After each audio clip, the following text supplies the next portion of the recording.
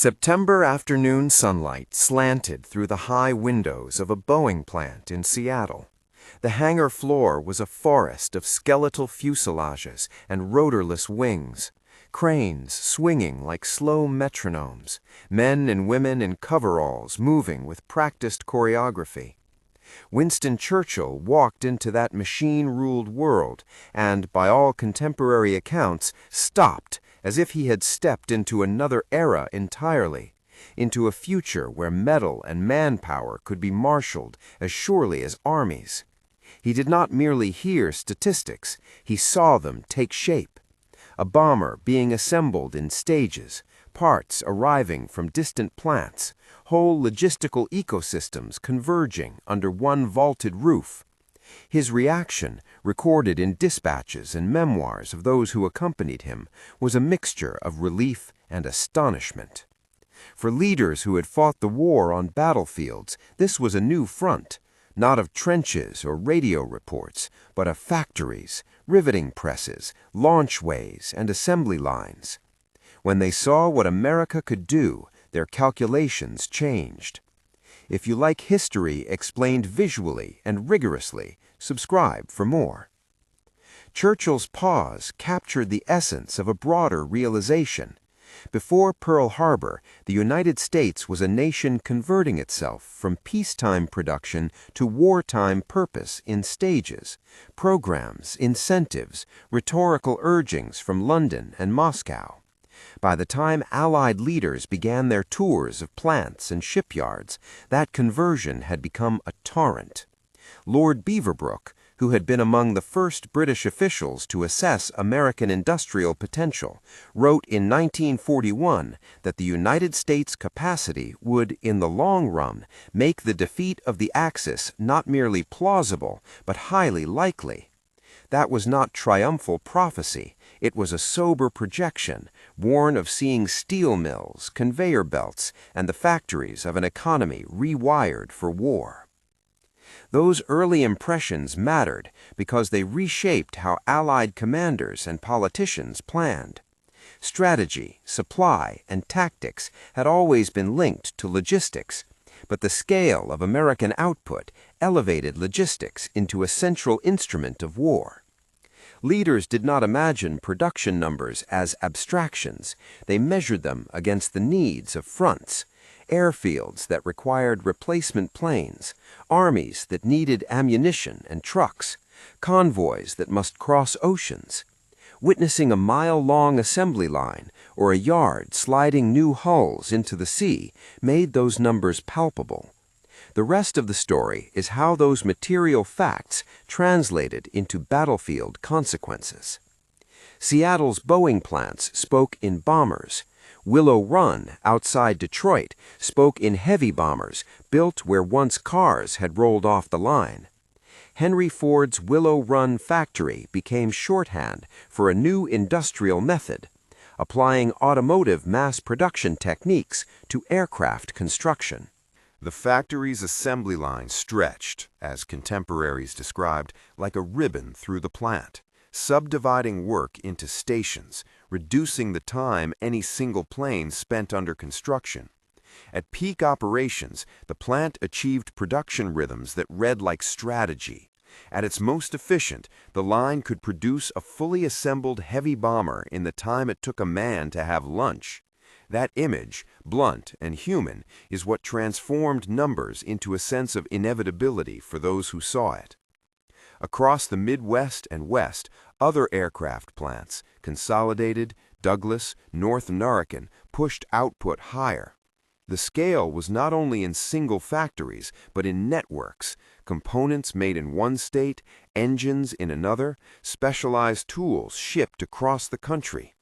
Allied leaders touring these installations saw not isolated factories, but ecosystems, procurement, transportation, labor management, and government policy all working in tandem. They saw redundancy built into production lines so that a single factory's loss would not halt output. That redundancy would prove vital once Axis bombing and submarine campaigns tried to choke supply. Where aircraft showed the skybound capacity, Trucks revealed the earthbound lifeline. The Ford River Rouge complex, the vast multi-plant industrial organism on the Detroit River, made the mass production of vehicles look inevitable. A Soviet delegation once visited. Aristark Mikoyan, one of the Soviet representatives who inspected American plants, left River Rouge in a state of stunned calculation. According to accounts recorded in Soviet reports and later memoirs, he told his colleagues to write down what they saw: a flow of chassis and parts, an industrial pulse that could be translated directly into mobility at the front. The U.S. would turn out millions of trucks, about 2.6 million by the war's end, and a substantial portion of those vehicles, under the Lend-Lease program, went to Soviet forces. For commanders like Georgy Zhukov, American trucks were not trophies, they were the means to move artillery, resupply troops, and keep offensives from stalling. Zhukov's later reflections, written after the war, pointed to the practical consequence. American-built transport helped Soviet armies keep pace and pressure, ultimately contributing materially to offensives that reached Berlin. Shipbuilding offered another dramatic vignette. Heinrich Kaiser's shipyards on the West Coast reimagined how a merchant hull could be produced in wartime. The Liberty ship, simple, strong, and built for volume, became the symbol of maritime productivity. The most dramatic, headline-grabbing feat was the construction of a Liberty ship in a reported 4 days, an extraordinary, documented publicity achievement used to show what industrial organization and round-the-clock labor could accomplish. That rapid launch was exceptional. The average Liberty ship took roughly 6 weeks to complete at first, and eventually about 42 days as yards improved and processes stabilized. Still, the symbolic effect was enormous. Thousands of ships could be turned out in a succession of launches, each hull a floating artery for tanks, food, gasoline, and bullets. By war's end, American yards had produced roughly 2,700 Liberty ships and hundreds more of other classes. Allied leaders who walked the ways, saw a hull eased into the water, and envisioned convoys crossing submarine-patrolled sea lanes, understood that maritime output was as decisive as aircraft production in sustaining long-distance war. These vignettes, bomber plants, truck lines, shipyards, were not just industrial spectacles. They were tangible answers to strategic problems. If an army advances but lacks fuel, tires, ammunition, or replacement tanks, it cannot consolidate gains. If an air force loses planes faster than it can replace them, it will lose air superiority. The Allies, by converting industrial muscle into battlefield effect, began to underwrite strategy with production. Numbers make that translation clearer. Consider the logistics arithmetic that leaders had to internalize. The United States and its allies produced millions of vehicles and hundreds of thousands of aircraft, while manufacturing billions upon billions of rounds of ammunition. Ammunition production ran into the many billions. One often cited figure from wartime output metrics stands at roughly 41 billion rounds produced by Allied industries over the course of the conflict. Trucks, those workhorses of modern warfare, numbered in the millions, with U.S. production alone around 2.6 million. Merchant shipping expanded in thousands of hulls. Liberty ships numbered around 2,700. Aircraft production, when tallied across types and countries, reached into the hundreds of thousands, produced by the United States and its industrial partners over the course of the war. Those were not abstract aggregates. For a front commander, 1 million rounds might mean sustaining a single corps for a week. 100 trucks could be the difference between an offensive that keeps going and one that stalls because ammunition cannot reach the guns. Lend-Lease converted American industrial abundance into strategic leverage. The program's deliveries to the Soviet Union and other allies included large quantities of trucks, locomotives, foodstuffs, boots, radios, and aircraft. While exact numbers vary by source and interpretation, the qualitative effect was consistent and repeatedly noted by the recipients. These supplies filled gaps that domestic Soviet production could not immediately bridge. Soviet planners valued the mobility that American trucks brought. They valued the radios and repair parts that kept mechanized units responsive. They valued boots and clothing that allowed soldiers to endure harsh conditions. Zhukov and other Soviet commanders later acknowledged the operational value of those supplies, not as substitutes for combat valor or domestic production, but as force multipliers that extended the reach of their offensives. Not every visitor focused only on machinery. Political leaders also read the geopolitical implications. Charles de Gaulle in exile and John Curtin in Canberra watched U.S. output with a mix of relief and new strategic calculation. For smaller or war-wearied governments, American capacity was a lifeline that could sustain long, distant campaigns. British leaders who had borne the early burden against German militarism welcomed the weight of American production as a rebalancing of relative resources. Yet even as leaders praised American output, they sounded caution. Production could not substitute for leadership, tactical innovation, or the sheer will of soldiers in the field. The consensus was nuanced. Production mattered because it amplified the effectiveness of strategy and sacrifice. It did not replace them. The German view, when revealed, was stark. During the Battle of the Bulge and in other late-war engagements, captured German officers and interrogations produced a particular kind of confession, not merely about battlefield losses, but about the industrial weight arrayed against them. One recorded reaction, conveyed in interrogation reports and memoirs, distilled a grim calculation. Confronted with the relentless scale of Allied supply, a captured German officer reportedly told his captors, "Then we have already lost." That statement, however one chooses to translate or paraphrase it, functioned as a pivot in narratives of inevitability. It was not a military surrender at that moment, nor was it a prophecy. It was an acknowledgment, under duress, that material asymmetry had become a decisive factor in the conflict's direction. To understand why that asymmetry mattered, it helps to think in terms of replacement rates and attrition. Wars are not only won by decisive maneuvers, but by the capacity to absorb losses and replace them. The Red Army could endure staggering personnel losses because it could reconstitute formations and receive vital materiel from allies. The Western Allies could sustain prolonged air campaigns because they could make more aircraft and train replacement crews at rates enemies could not match. A force that can replace weapons and men will be less vulnerable to attrition than one that cannot. Allied leaders, watching assembly lines moving relentlessly, understood this arithmetic and planned accordingly. But numbers alone are not destiny. Leaders were careful to place production inside a complex causal web.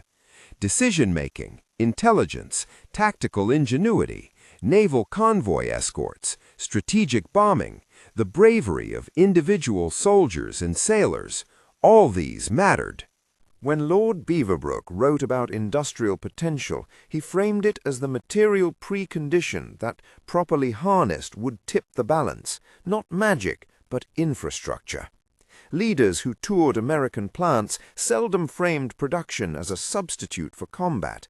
Rather, they saw it as a necessary amplifier, a backstop that allowed risks to be taken on campaigns and losses to be endured. That amplifier had direct operational results. Air campaigns required not only planes, but spare parts, trained crew and fuel. Amphibious invasions needed landing craft, ships, and the supplies to sustain follow-on forces. Soviet offensives required transport and materiel to exploit tactical breakthroughs. Supply, once a background concern for many pre-industrial militaries, became central to modern operations. Winston Churchill's own strategic conversations after seeing American plants incorporated that reality. He understood that the Allies could sustain longer, more resource-intensive operations if the industrial base could keep up. That insight influenced decisions at the highest levels, from strategic bombing priorities to the timing of offensives that required massive stockpiles. Human labor was at the heart of the machine. Factories, shipyards, and railheads depended on the work of millions of Americans, men and women, often mobilized into industrial labor in unprecedented numbers.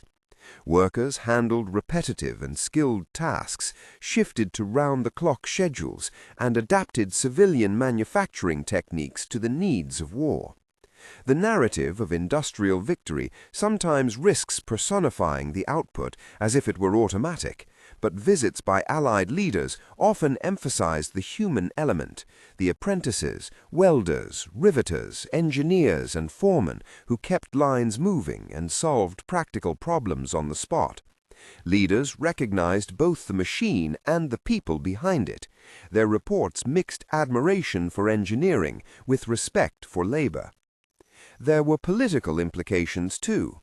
American production reshaped alliances by making the United States the principal material backer of a broad coalition. This leverage had diplomatic consequences. Supply created dependency, and dependency translated into influence. Leaders like de Gaulle and Churchill saw in American production both a resource and a new axis of power. Yet they also appreciated that American supplies were provided within a political framework that included U.S. strategic aims and its public's appetite for sustaining long-term overseas commitments. Allied leaders therefore treated American industry as both a boon and bargaining chip, crucial to victory, but also a factor in post-war planning. As the war progressed, the sheer accumulation of output accelerated the sense of inevitability. Statistics that might once have been scattered headlines coalesced into a pattern: planes in the sky, ships on the sea, trucks on the road, ammunition flowing to every front. Rather than presenting raw figures as triumphalist tallying, Allied leaders narrated them as operational faculties that translated into momentum. The U.S. could build an entire class of ships, sustain an air campaign, and provide mobile logistics, so the Allies shifted their plans to exploit that capacity. In operational terms, this meant committing to campaigns that required sustained supply lines, confident that the industrial base could keep those lines fed. Strategy grew bolder because production made audacity less risky. Consider the Normandy campaign. The invasion required months of buildup, materials stockpiled in Britain, shipping allocated, landing craft produced. Without the mass of Allied shipping and the production to replace losses, sustaining the invasion's follow-up phases would have been impossible. The scale of supply allowed commanders to press the campaign inland rather than curtail it after the initial landings. Similarly, on the Eastern Front, Soviet offensives relied on both domestic production and Lend-Lease supplies to maintain mechanized thrusts that required fuel, tires, and ammunition in bulk. Allied leaders saw these interdependencies and recognized that American output had become the hydraulic pressure fueling the machinery of coalition victory. Yet it is important to restate the caution that leaders themselves sounded. Production did not nullify sacrifice. Factories could churn out ships and planes, but soldiers still bled and died. Political leaders who toured plants were not celebrating the replacement of human cost. They were recognizing the hard resource that could enable victory at great cost. Their admiration was tempered by an understanding of the price already paid and the price yet to come. By late 1944 and into 1945, tours and reports began to converge on a common theme. Churchill, Beaverbrook, Mikoyan, Zhukov, de Gaulle, Curtin, and others, each in his own way, registered that American industrial capacity was a central factor shaping the war's outcome. They did not reduce victory to a single cause, but their assessments reflected a shared conclusion. Material superiority, when combined with strategy, bravery, and Allied cooperation, produces a kind of operational inevitability. The captured German officer's bleak line crystallized that sense in stark terms. To many Allied leaders, seeing production in action made the strategic horizon clearer. The synthesis is not romance. It is a measured conclusion offered by those who saw both battlefields and factories. Production did not fight on the beaches or in the forests. Men did. But production supplied the tools, the mobility, and the endurance that allowed those men to press their advantage. When Allied leaders toured plants and yards, they were not tourists admiring engineering alone. They were decision-makers updating their understanding of what was possible. In that sense, what Allied leaders thought when they saw American war production was not mere admiration. It was strategic recognition. They recognized that industrial capacity had become an indispensable instrument of modern war, one that could sustain offensives, replace losses, and shape campaign choices. In closing, the image endures. Statesmen and generals walking among fuselages and hulls, pausing at the rhythm of an assembly line, and recalculating what campaigns they could risk because America could supply the means to carry them out. The record, tens of thousands of aircraft, millions of vehicles, thousands of ships, and billions of rounds, does not simplify history into a single cause. It does, however, illuminate a decisive lever that Allied leaders saw with their own eyes. Their reactions were not idle praise, they were strategic assessments that informed planning and hardened the coalition's capacity to press on. If you found this exploration useful, watch our playlist on wartime logistics and industrial mobilization next, and subscribe to follow more deep dives into the turning points of history.